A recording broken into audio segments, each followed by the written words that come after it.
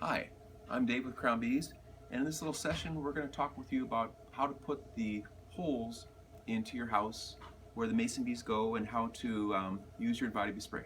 It's real simple. Okay, your house has hopefully been thought through. It's about maybe head height, and you're trying to think through morning sun. For those of you in the really hot climates, deep California, Texas, we don't want to bake your bees, so a little afternoon shade wouldn't be a bad idea. Okay? So your house, as we're putting holes into like our wood trays, I'm going to be pushing these all the way to the back. I'm trying to make sure there's a landing pad for the bees to get on here, and there's enough room for the bees to be able to find their holes. As the bees are looking for holes, they're initially seeing, they know where their house is, they come in, and they're trying to find something here. We actually get our trays all burnished, so they're able to find their hole readily. The cocoons with trays are either going up, I'm going to take these things open. I do have, these are cocoons inside here, and we've actually got, you'll find big cocoons and little cocoons. These, little ones are males, big ones are females. So I'm opening these things up, and I'm going to put this either up in the attic, pushed back a ways, or on top of the nesting material on these wood trays, just back a ways. That's what we're doing for wood trays. Now, how about reeds or paper tubes? A little different.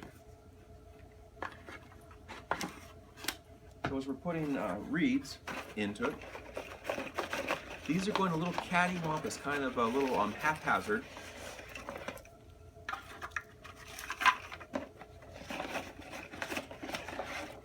There we go, probably a good 50.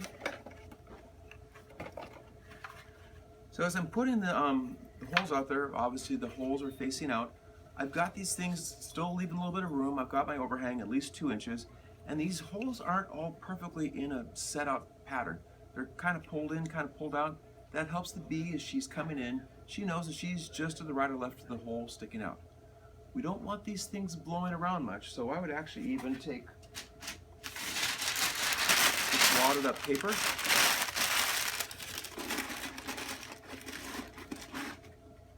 Simple as that, or rocks or sticks, or even putting the rocks or sticks around it. But that's going to keep things from falling out.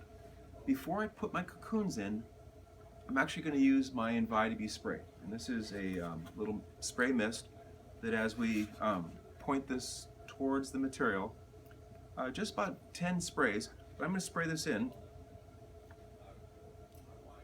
And a minute or so, the alcohol evaporates and the pheromone is still left there.